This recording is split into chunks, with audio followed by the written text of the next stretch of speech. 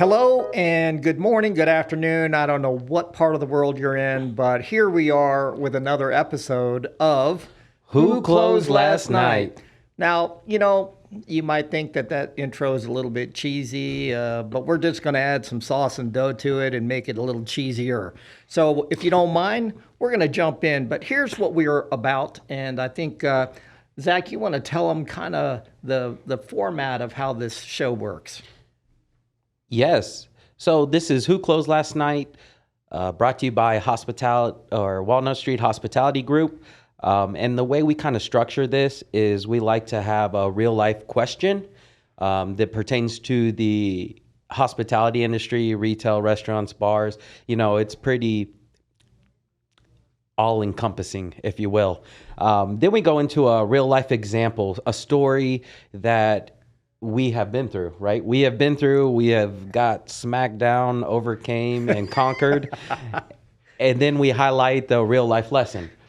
Yes. Then we close with a funny story. It's like WWE SmackDown. The only difference is, we're talking about retail food and bars and all that good stuff. And again, brought to you by Walnut Street Hospitality Group. One of the things, just to be cheesy again, is that if you've got questions, if you want to know more, if you need some help in your business, Walnut Street Hospitality Group is a consulting group. It's a management group. We don't take on everybody, but we want to help everybody as best as we can. And as Zach said, this is about our lessons, and we've tried not to make them so dry that you need water to wash it down with. It's pizza, right? It's pizza. It's dough, it's cheese, it's sauce, and we put it all together and we have something delicious. And that is our story. So we're going to jump into this. And what's our real life question of the week? Our real life question of the week. By the way, these real life questions are real life. So our real life question today is it's about coaching and documentation. And the question is, are you the kind of business that coaches and counsels, or are you the kind of business that says, I don't have time for that? Do you know which business you are? That's why we're having this conversation, right? That's part of the dough to this pizza. Absolutely. Let's get to the cheese. So coaching and counseling, I think what's so important about this topic is every business needs to have a coaching and counseling procedure.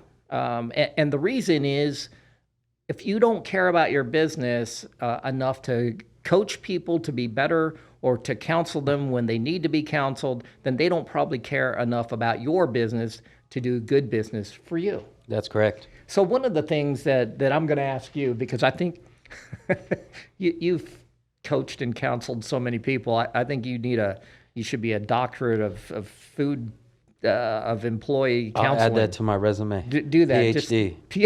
There you go. So with that being said, can you tell us how you use coaching and counseling in your business? I sure can. And it's I've learned through getting burned that it's become one of the most important things that we do, right? Okay. And so it's a process, it's a system, and you have to abide by the system. But the first step is having communicated clear expectations to someone that's underperforming or just missing it altogether, right? And I think that's step one, right? Okay. Sit them down, say, hey, everything all right with you? How, maybe they have something going on in their personal life. Does that really matter if it's affecting the business? Probably not, but as people, we have to be humans, right? And we have to have a sense of humanity. We have to show them that we care. If you're a leader, you care and you lead. Right. So you start out with clear expectations, the conversation. Hey, I would like to see this out of you. How can I help you achieve this? Put a deadline on it. The deadline's important. A week. What's the difference between coaching and counseling? Right. So I think coaching is your intention is to develop someone, get them across the finish line. Okay. I think counseling is very similar, but I think it's more about documenting or having documentation for what's happening so that If it's not going in the direction that you'd like it to go in, you have a paper trail. Gotcha.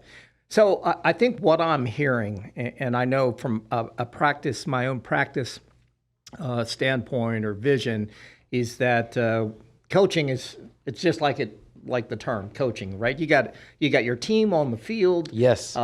They missed this play. You want to get the next play right. Someone missed the block. Hey, you got to hit that block.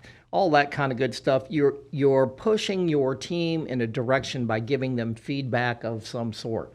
And then exactly what I'm hearing about counseling is it's kind of the same thing, although there may be some documentation attached to it only because it might not have been in the team's best interest. That action might not have been in the team's best interest. Yes, and it's probably not the first account of it not being in the teams, right? Coaching is before, if it becomes a pattern, what do they say? Making a mistake once is a choice. Or I'm sorry, making a mistake once is an accident, making it twice is a choice. Yes. Right? How long can you keep someone on your team that's not being productive for your team? They're missing all the blocks. All the blocks. You got a guy in the hospital bed. So I think when it comes to the coaching part, I think what I see as a positive of the coaching is they're getting some feedback. They're getting feedback in a safe environment. That's correct. They're getting some direction on how to improve. Yes. And I think through that coaching process, it's important that you ask them what you can do for them to be better. Yes, and that's the support net. Right? That's what a coach is there for, right? Ideally, they're someone that's been through whatever issue, struggles, whatever encounters the players will encounter, and help guide and lead them to be successful. Okay, and then conversely, the counseling, and it might not even be conversely. It's like the referee. Well, tell me about that. Explain that to me.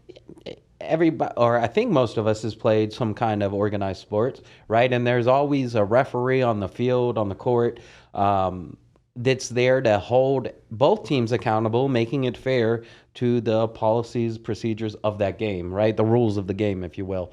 And so when someone breaks a rule, or if it was a business, a policy, or procedure, you have to hold them accountable, and you have to maintain a fair playing field, right? You can't choose to hold one person accountable to be out of bounds, and the next person, you like that person, so you don't see they're out of bounds. And hey, all you sports people out there, we know there's bad calls out there. So we're not talking about those.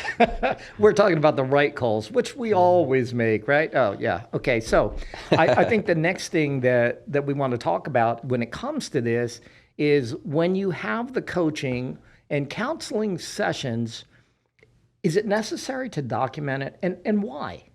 Yes. It's very necessary, and learn from my mistakes, right? Because I've made the mistake. When it comes to documentation, it's important, and I'm going to tell you why. So let's say this person gets worked out of your system. They get your verbal counseling. They get 3 strikes, which is employee action notices, written, documented, detailed, filed away. And unfortunately, due to company policy and this employee's performance, you have to terminate. You have to get rid of this person, right? So they're terminated, right? And anywhere from immediately to 6 months down the line, you're going to get a letter in the mail. That letter is going to be from unemployment insurance claims from wherever you are in the world, right? And it's going to say XYZ, this person has claimed unemployment due to whatever reason the employee gave the unemployment office as their reason of termination. And a lot of times, in my personal experience, they leave out some of the details that are pertinent. Really? Yes, I know. It's crazy. But they leave out the meat and potatoes, and they say something like, I was fired, poor management, there was no work to be had, something along the line, so they get what they need out of this situation. Okay. So without documentation, how can you defend your business from having to pay unemployment insurance on a past employee that didn't show up for work on time, didn't pull their fair share of the workload, created all kinds of negative situations for the rest of the team, and ultimately just was not an active part of this team.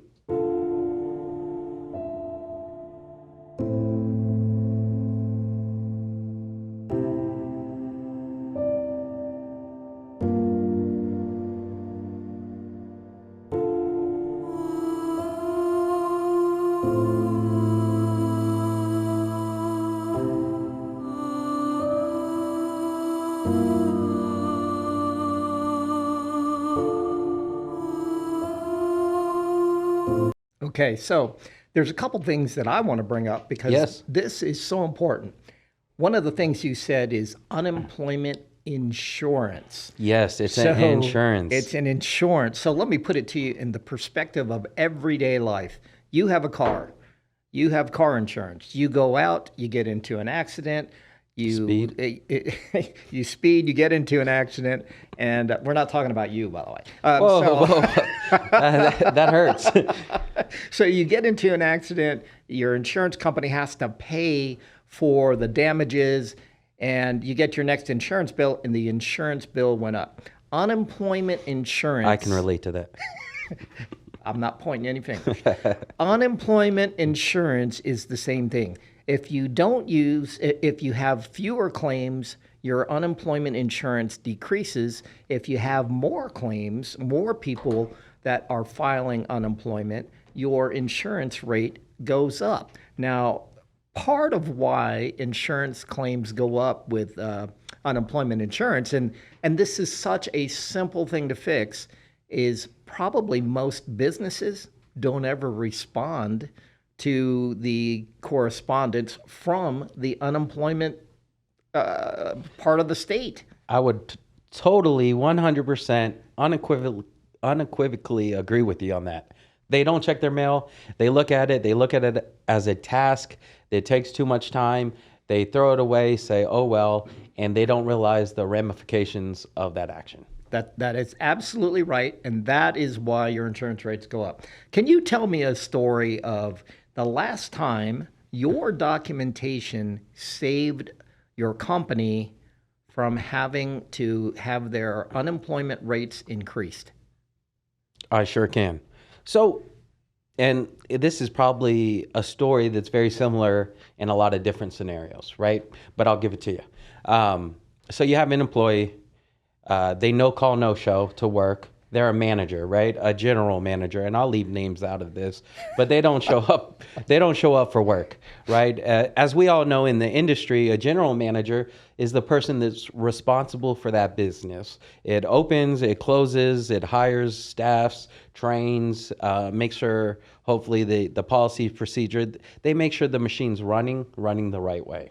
And so when you have a general manager that no call, no shows, the first thing in my mind is, what kind of example does that set for the rest of the team, right? And is this person going to show up today, tomorrow, the next day? That's a giant red flag. So getting past that, I had an employee that no call, no showed.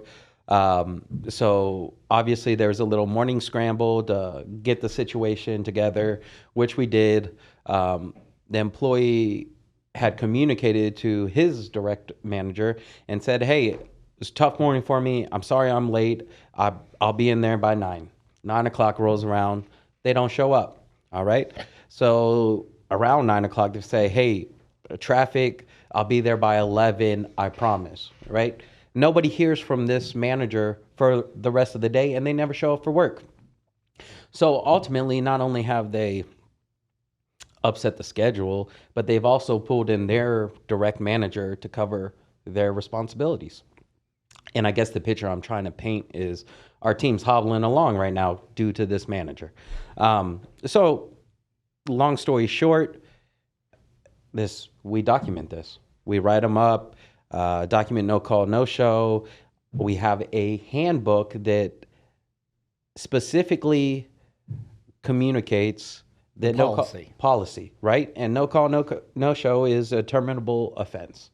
And so next, we serve the guy. He disagrees with it or agrees with it. I think he actually agreed with it. Most of the time they do. And he works himself out, right? So not even a week later, I get mail. I'm excited for mail. What's in this? Yay.